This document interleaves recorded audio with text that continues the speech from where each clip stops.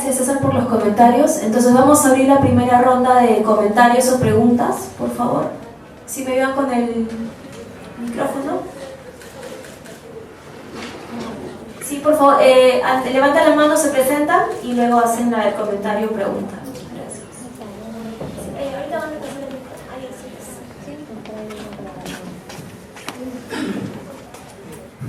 Bien, quisiera hacer un comentario.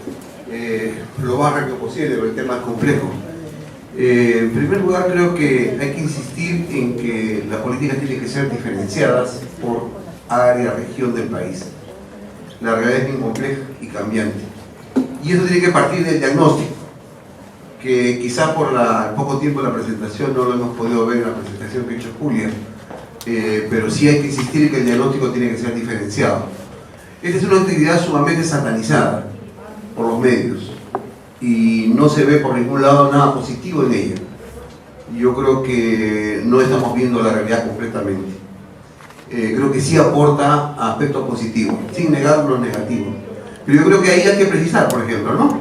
Hablamos de que esta es una actividad que, por ejemplo, donde existe trabajo infantil, sí lo existe, pero tiene su raíz cultural. Hay trabajo infantil en el campo, hay trabajo infantil en la ciudad, hay trabajo infantil en las canteras, en condiciones de explotación, de esclavitud. Entonces, ¿cuál es la naturaleza del trabajo infantil en la minería, en pequeña escala? ¿Y en qué regiones? Hay que tener cuidado, porque el otro día escuché al ex ministro del Ambiente, señor Giesecke, hablar que los mineros ilegales hacían pequeños huecos para meter niños al socavón. Francamente, yo tengo 10 años metido en el sector, Julio también metido otro tanto. Nunca hemos visto eso. No existe eso. Existen sí labores peligrosas de los niños, que hay que efectivamente aplicar la ley. Pero entonces hay que hacer un diagnóstico más fino. Segundo, creo que también hay que entender las cuestiones técnicas. Por ejemplo, se produce, o sea, mejor dicho, cuando se saca el oro o el cobre en las minas peruanas, la gran minería, saca también mercurio. Pero ese mercurio no se puede utilizar.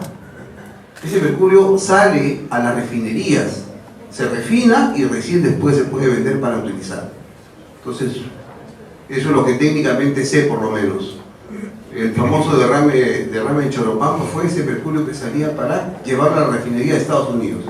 Son pocos países ahora que refinan, España ya no lo hace, ¿no? Y está Estados Unidos, que no ha firmado el pacto ambiental, y Corea, en fin, y pocos países. Pero sale a refinar, o sea, ese mercurio no se puede utilizar. Creo que hay que coincidir en los objetivos. Yo, por ejemplo, de lo que he podido ver rápidamente, no estoy de acuerdo con el objetivo que plantea reducir la minería artesanal o la pequeña minería. Porque yo creo que sí responde a varias necesidades. Por ejemplo, da trabajo, que es posible formalizarse, es posible. Hay diversos caminos y ejemplos muy concretos de formalizarse. Hay que fortalecer los gobiernos regionales. O sea, no se puede actuar, el Estado no puede actuar al margen de la ley. Y el actuado con un decreto supremo quiere sobrepasar la Constitución. La Constitución habla, como lo ha dicho el doctor Prensa, de que la descentralización es un proceso irreversible. Irreversible. Por lo tanto, un decreto supremo no puede sobrepasar la Constitución. Ahora, pero vayamos más al fondo, al problema social que existe ahí. Eso ha sido una respuesta de muchas personas que no tenían otra oportunidad. La reversión a otra actividad, ¿usted cree que es fácil? Que el Estado va a invertir una serie de capitales para que, para que se revierta otra actividad. Yo creo que es muy difícil. Y si hablamos de privado para que invierta, ojo, lo que estamos planteando hay que tener cuidado.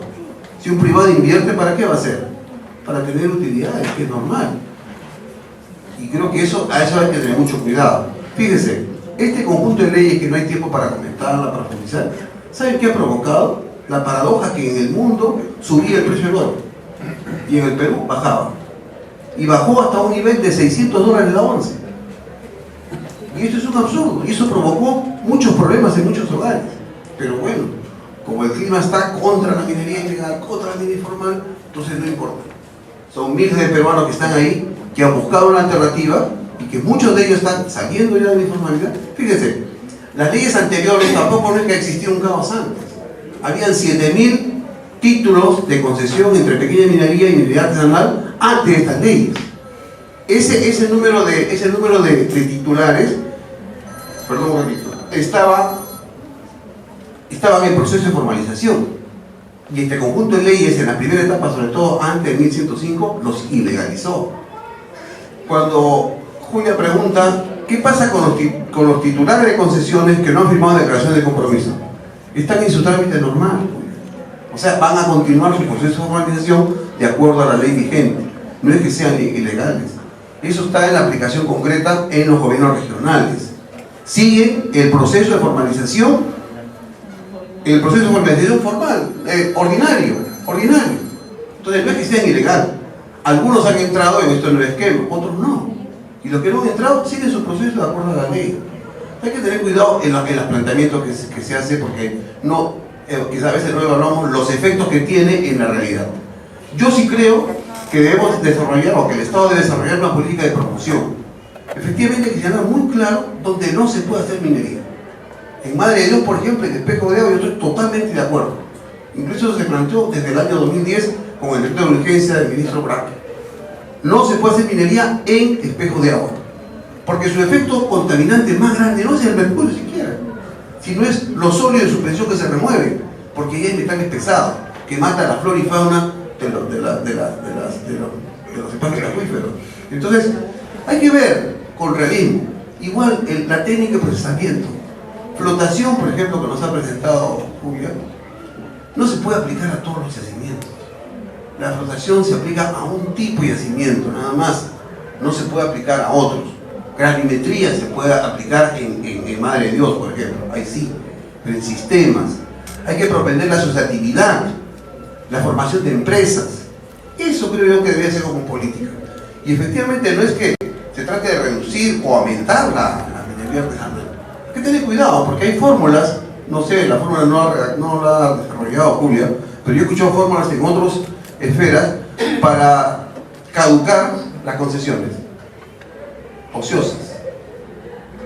Y por lo menos yo he hecho una corrida y eso va a provocar invasiones. En el marco de la alza del precio del oro, eso va a provocar invasiones reales. O sea, hay que tener cuidado, y las medidas se pueden revertir contra los objetivos que quisiéramos lograr. Bueno, en todo caso yo dejo como planteamiento que deberíamos plantearnos bien, promocionar la formalización. Las normas ambientales no se pueden rebajar para la pequeña minería o minería artesanal. Lo que se tiene que agilizar son los trámites, que el esquema actual del sistema legal no favorece la formalización. Realmente yo dudo que los dedos de la mano nos sobren para contar casos exitosos. Este conjunto de leyes es parte de una valla. Hay 7.000 que estaban en camino en el régimen anterior. No es que antes tampoco era un caos. No es que tampoco antes no existía nada. Hay experiencias exitosas. Incluso hay organizaciones no solamente formales, sino con calificación internacional, ¿no es cierto?, que están certificados y auditados por organismos internacionales en la cadena de comercio justo. Y existen varias organizaciones ya, más de 20. Entonces no es todo malo y negativo. Y hay que ver cómo efectivamente se hace una política de promoción donde se cumplan las leyes por todos. Y un último elemento creo que es importante, que se olvida este conjunto de dispositivos legales, es que este proceso tiene que estar presidido por el minero como actor. Si el minero no es actor, no se va a lograr. El Estado no tiene un policía detrás de cada minero para controlarlo. Tenemos experiencias en distritos donde los mineros han asumido este proceso y efectivamente se han impedido invasiones. Se ha impedido que el desorden profundice. Cuando los mineros se organizan, toman conciencia y hay el marco legal propicio. Pero si no lo es así, creo que los objetivos se pueden lograr. Gracias. Buenas tardes. Gladys Márquez, del Gobierno Regional de Arequipa. Miren, en principio quería a la expositora, cuando hable de los gobiernos regionales, solamente gobiernos regionales, porque en Arequipa tenemos dos instancias, dos gerencias. Si usted le pone DREN, van a ir todos los recursos a la DREN y no van a ir a la Autoridad Regional Ambiental, quienes somos los que fiscalizamos. Tenemos el mayor énfasis en fiscalización, sin ningún solo. Pero también, miren, alrededor de ese comentario, es que los gobiernos regionales recibimos un porcentaje de penalidad, por penalidades y por la concesión, lo que pagamos por la concesión, lo que pagan los mineros por la concesión, derechos mineros, de vigencia, perdón. Por eso yo prefiero decir gobiernos regionales en general, para que el gobierno regional sea en esa, lo que decía el doctor Dispensa, de que la creencia de la descentralización, sean ellos los que determinen a quiénes va derivado ese presupuesto. En ese contexto también quería acotar de que el tema del canon debería de fijar un porcentaje para hacer el tema de gestión ambiental en general en los gobiernos regionales, ¿no? Dentro un porcentaje que permita forzosamente, lamentablemente los gobiernos regionales no ven con buena mirada el tema de gestión ambiental, seguro que no dan votos, ¿no?, a los políticos. Pero nosotros los que trabajamos en el tema necesitamos este dinero para poder ser efectivo las funciones que nos han sido transferidas, ¿no es cierto? En el tema de, entiendo que cuando hablamos de PPM y PMA hablamos de la metálica y no metálica. Ustedes hablaban de que en la nueva política de concesiones hay que revisar la posible superposición entre gobiernos regionales e IGMET, ¿no es cierto? PPM es pequeño. Sí, y no es metálico, sí hay. Yo hago fiscalización y hago los dos, el PPM y PMA. No hay diferenciación, sí, no, por eso le digo.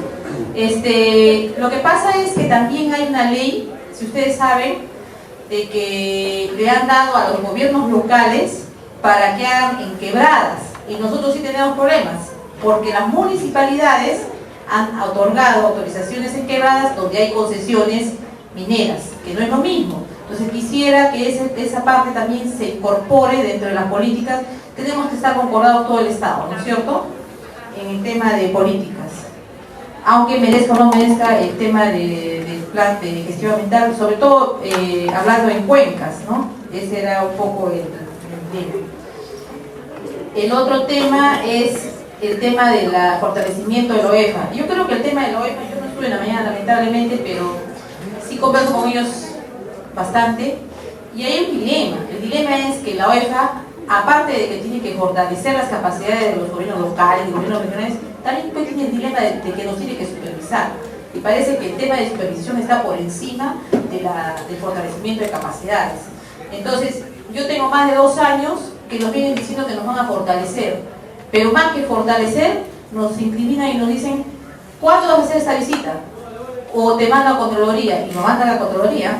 O sea, voy a tener ahí un prontuario, seguramente que voy a ir a Socabaya más tarde, y voy a tener ahí, francamente, entre OEFA, Fiscalía y Defensoría, voy a terminar ahí más que haciendo mi función de trabajo de supervisión, y que realmente nos entreguen las capacidades técnicas, logísticas, económicas que requieren los gobiernos regionales, porque sí estamos pues ausentes en todo eso, lamentablemente, para poder hacer una buena supervisión y fiscalización. Ahora, el tema, estoy totalmente de acuerdo que no es tratar de ahorcar, sino más bien de enseñar. ¿Por qué? No ha habido supervisión y fiscalización como hoy se tiene la orientación, ¿no es cierto? Entonces, necesitamos más bien preguntarnos como gobiernos regionales, ¿qué indicadores requiero yo para poder fiscalizar a una minería? ¿Qué necesito? Y sobre eso enseñarle a los mineros qué no deben hacer. Y no es al contrario, no debe ser una política drástica de ir a matar, ¿no es cierto?, sino de enseñar a los mineros qué es lo que no deben hacer, ¿no es cierto?, que corrijan, que mitiguen, ¿no es cierto? Esa es la idea de la fiscalización. Y tenía un último tema de lo que es el IGAG. En el tema del IGAG, bueno, está viéndose de que en 3 años hagan la remediación, muchos los mineros, porque vienen también a preguntar y me dicen que es muy caro, que no pueden acceder a hacer y nosotros más bien la política nuestra es que hagan en forma mancomunada, a través de lo que ha dictado el Decreto Supremo 04, que nos va a permitir evaluar menos IGAGs, ¿no es cierto?, Porque, claro, porque nosotros tenemos 17.000 declaraciones de compromiso. Póngase que eso se reduzcan a 1.000, no me digas. Nada más. No voy a tener la capacidad de poder en 60 días evaluar los IGACs con 5 personas que tengo para el IGAC.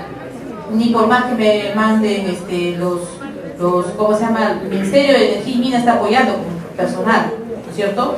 Pero por más que me manden no voy a tener la capacidad, ¿cierto? Porque también estamos teniendo nosotros como política ir a verificar que realmente esa persona es un IGAC, porque si no se esconden en la declaración de compromiso y quieren pasar por IGAC. Tampoco queremos eso. Entonces, estamos por todos lados tratando de ver cómo cerramos los canales que no podrían, no dejar abierta la posibilidad de que busquen una salida y saquen la vuelta al Estado, ¿no? Más o menos. Tratando de ver en las pocas posibilidades que tenemos también para poder hacer este trabajo. Pero sí realmente los mineros, y está dentro del proceso de formalización también hacer una capacitación, la cual no se está cumpliendo porque en realidad el decreto supremo 03 dijo que hasta el 5 de septiembre los pobres han estado tratando de buscar hasta el 5 de septiembre el contrato, ¿no? Y hasta ahora seguimos haciendo el rol facilitador. Ese es otro problema que nos impide a nosotros tratar de hacer un trabajo más, con muchas más respuestas frente al proceso de formalización, ¿no? O sea, sí está, por un lado, los titulares de la concesión. Yo, por ejemplo, tenemos el 40% de un titular ¿cómo se llama?, de la gran minería. 40% voy a reducir mis declaraciones de compromiso si celebro dos contratos que están en proceso y que están amarrados. Entonces, es difícil realmente poder hacerlo cuando son las capacidades que se nos da el gobierno solamente de facilitación y de orientación, nada más. Con eso no vamos a poder trabajar un tema. Estamos tratando de aminorar o a cortar los grandes estrechos que hay entre el minero y el titular, pero es muy difícil el camino a andar, ¿no? O sea, no se podía andar en un mes, en 20 días, en 2 meses, como el decreto supremo 03 lo manifestaba, ¿no? Hemos vuelto al principio con el 1105 que ha sido hasta el 19 de abril, ¿no? Que va a ser el mes. Y ahora, hoy día me han llamado los mineros, están muy preocupados porque la norma del 023 también tergiversa un poco con el anexo 1 y el anexo 2, porque dice, no estoy en el anexo 1 y no estoy en el anexo 2, ¿no es cierto? Entonces, ¿no puedo vender el mineral? Pregunta, sí puedes vender el mineral. Grandes plantas están dándose el lujo de acercar un comunicado diciendo, no te compro porque no estás en el anexo 1 y 2. ¿Qué hace el Estado frente a ese? Nosotros los gobiernos regionales no hemos sacado el decreto supremo. Quien tienen que aclarar eso son el Estado, el Ministerio de Energía y Minas, tiene que decir que eso no es cierto. La policía está decomisando mineral, el fiscal está haciendo por lo mismo. ¿Por qué no se encuentra en el anexo 1 y 2? Entonces, creo que hay varias cosas que para poder seguir haciendo y trabajando en los gobiernos regionales. Gracias. Muchas gracias. Yo creo que todos los acá presentes estamos de acuerdo en que el trabajo dignifica a la persona. Nadie, creo, estaría en contra de que los mineros sean artesanales o informales, se ganen la vida trabajando. Lo preocupante es que en ciertos sectores se contratan delincuentes, maleantes que están pronto aliados para hacerse prácticamente propietarios de minas, invadirlas, exigir a los propietarios bajo pena de muerte que se les firme contrato de cesión o permisos de explotación minera. Pienso que este evento podría solicitar que uno de los requisitos indispensables para la calificación debe ser un certificado de antecedentes penales. No creo que ninguna persona que es un delincuente prontuariado, que vienen, en el caso de Arequipa mismo, que viene gente de Ica, que viene gente de Puno, de diferentes sectores, vayan, trabajen, hagan una labor de terror, consigan armas con la colusión de la policía, trafiquen con los explosivos y sean los amos y señores. Yo creo que hay muchos líderes en las asociaciones de mineros para que ellos puedan guiar. La gente que no tiene antecedentes, bienvenido sea. Hay dos sociólogos norteamericanos, Fred McGinn y Alan Turner, que en el año 1965 la Universidad de Harvard los envió al Perú para hacer un estudio sobre la migración de la periferia al centro. Si ustedes han visto la historia nuestra, cómo la gente que vive en el interior siempre busca lo mejor para su familia, busca la capacitación. Esa gente siempre ha migrado para buscar nuevos horizontes, nuevas perspectivas de vida. Nadie en el Perú está en contra del desarrollo de una minería. Yo el año 80 hice la Asociación Nacional de Defensa de la Pequeña Minería, porque hay que apoyarlos en todo el sentido, darles estímulos, darles capacitación, retomar el banco minero para que compre el oro y no se esté traficando ahora en esa forma ilegal. No saben los millones que se están evadiendo en este momento tributariamente, podrían ser, ya que están fiscalizados a través de un ente estatal, tranquilamente bien canalizados. Está en nosotros hacer las propuestas ante nuestras autoridades y, de ser necesario, exigir a nivel internacional. Tenemos experiencias de países hermanos cercanos que han podido cumplir sus metas de desarrollo en este importante sector de la economía. No nos olvidemos, la minería representa casi un 70% de todas nuestras exportaciones. Entonces hay que estimular la producción, hay que estimular el trabajo, pero el trabajo honrado. En eso creo que todos estaremos de acuerdo. Muchísimas gracias.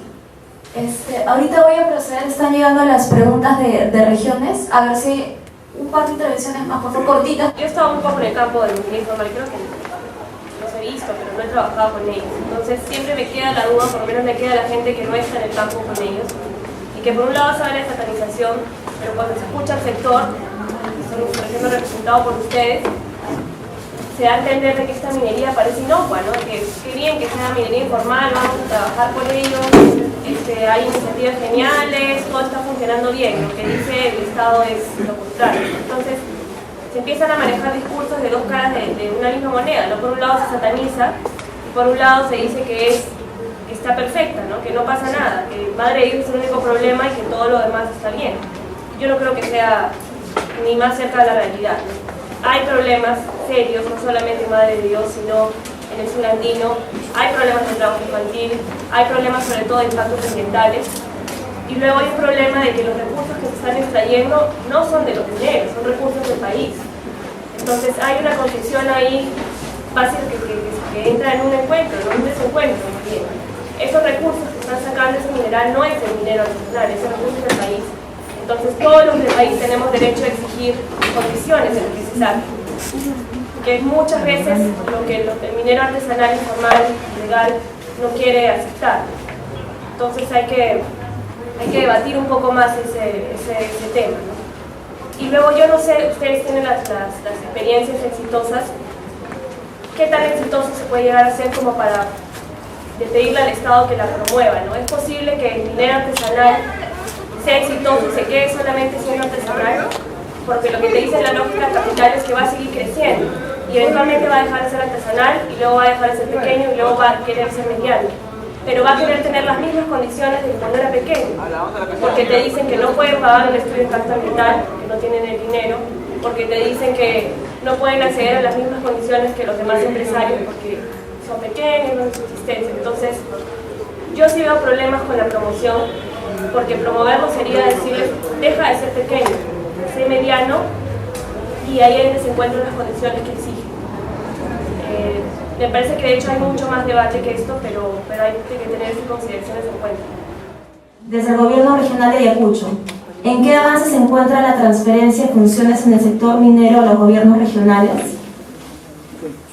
Desde Cajamarca, en Cajamarca hay problemas de minería informal.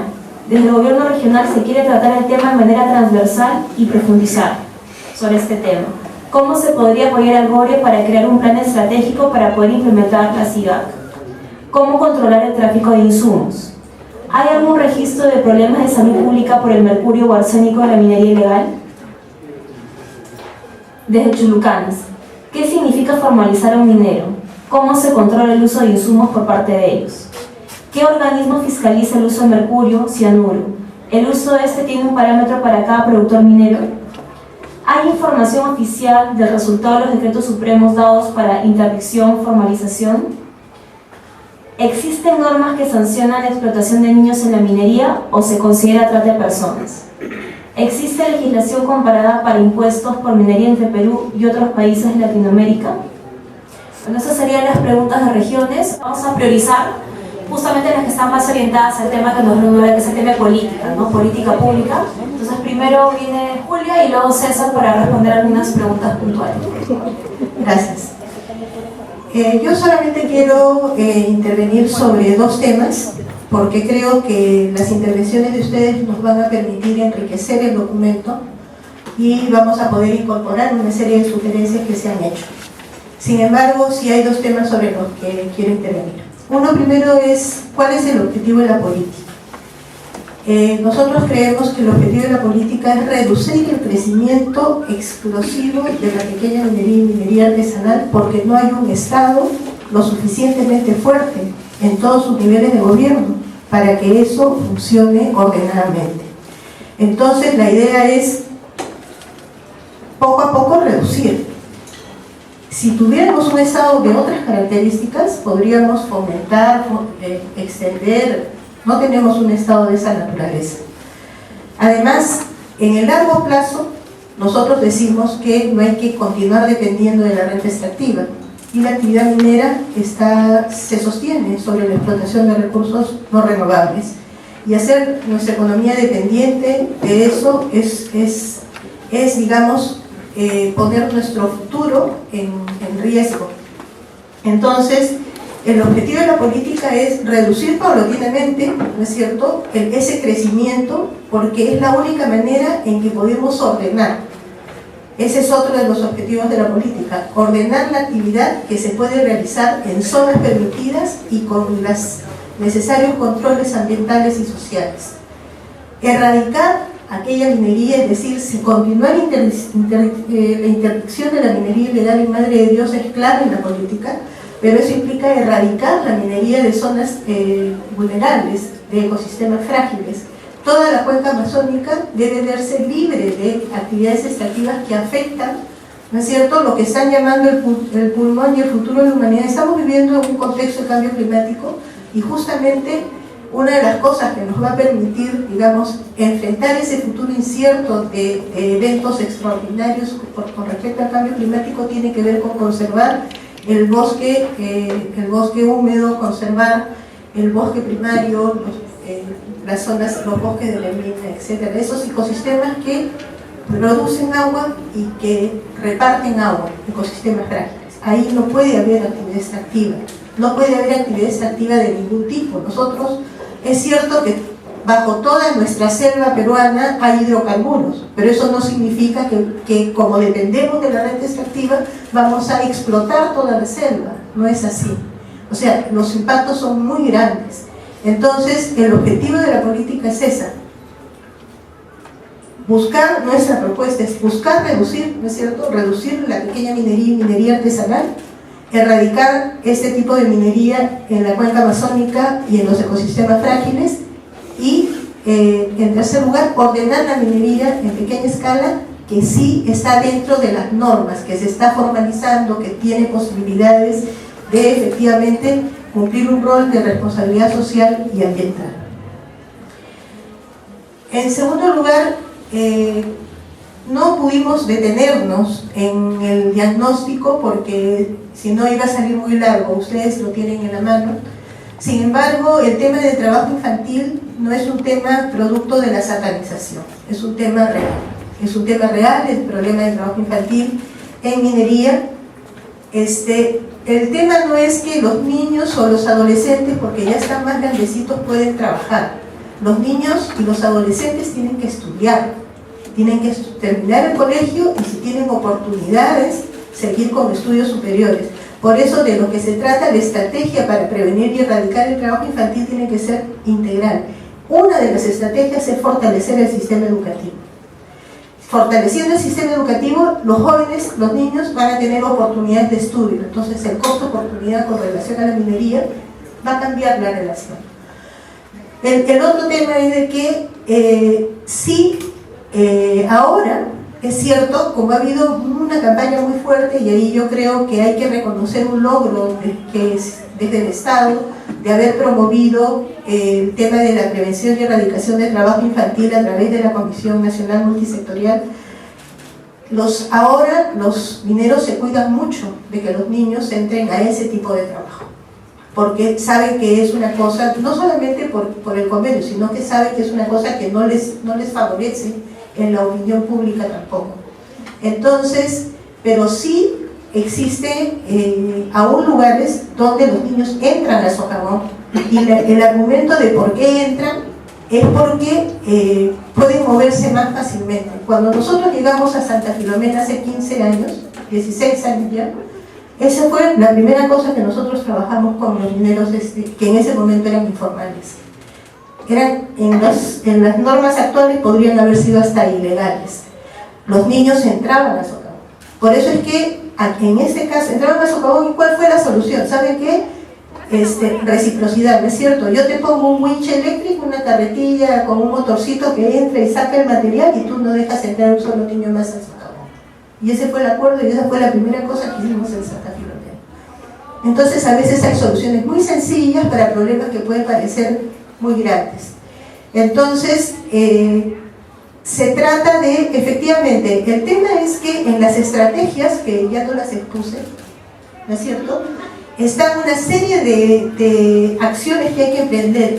Una estrategia clave es fortalecer a la organización, la asociatividad, porque esa es una manera de salir adelante, ¿no?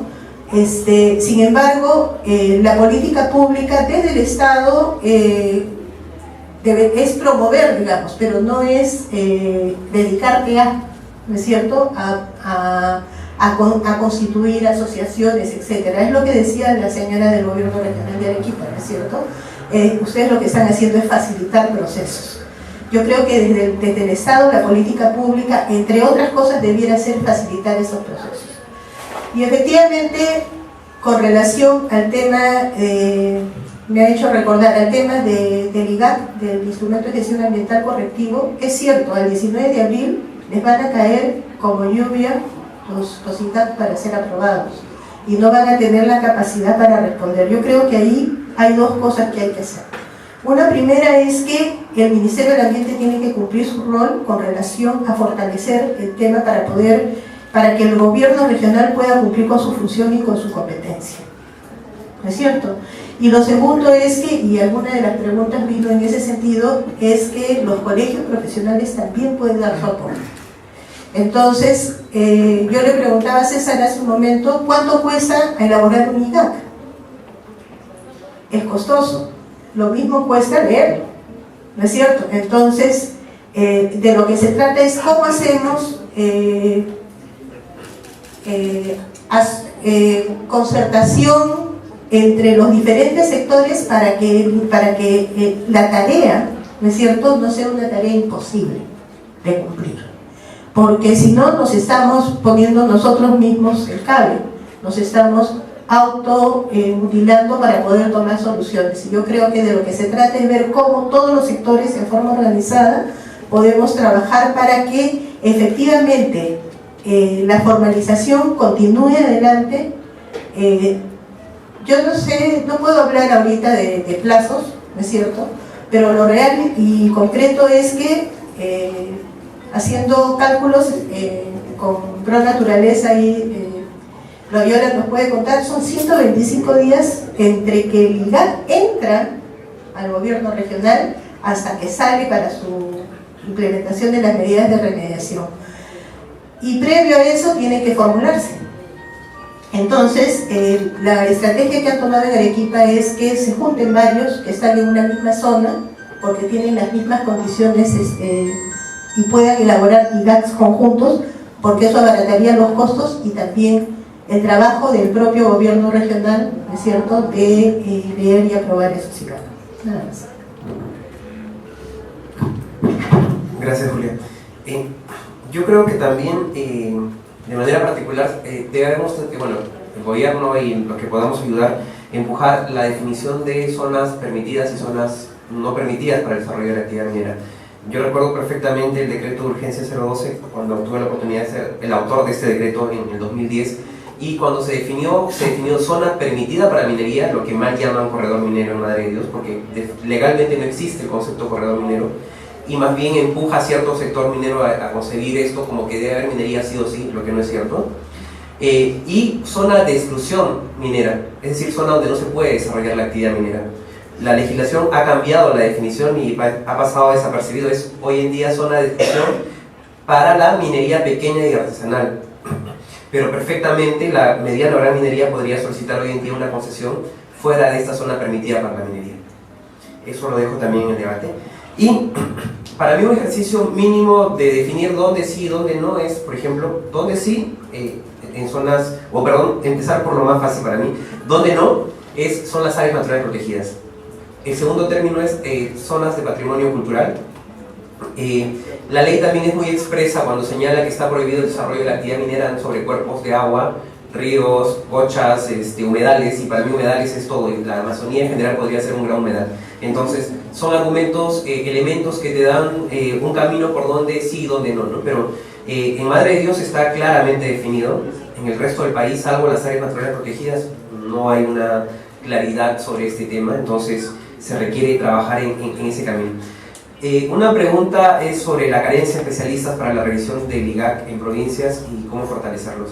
Como bien dijo Julia, el competente para este tema es el Ministerio del Ambiente a través del Viceministerio de Gestión Ambiental.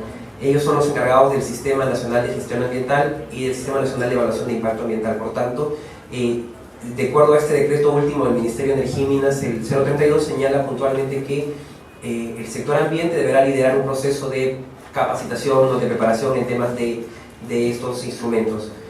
Yo me temo que si es que no se empieza ya a capacitar y a trabajar con las diversas regiones, más allá de un simple taller de cómo elaborarlo, cómo fiscalizarlo, sino de un proceso de acompañamiento inmediato, vamos a llegar tarde, ¿no?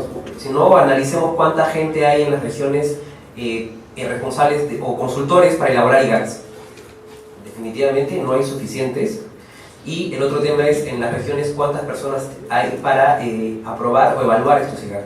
En Arequipa, con sus 17.005 personas, o en Puno, con una realidad de 7.000 a 3 o 4 personas, es imposible, ¿no? Entonces vamos a llegar a abril del próximo año y vamos a estar en la misma historia. Definitivamente se tiene que, más allá de apoyar con temas de capacitación, sino también de asignación de personal, de acompañamiento y ahí los colegios profesionales y otra vez el rol de las universidades que tienen para estos temas.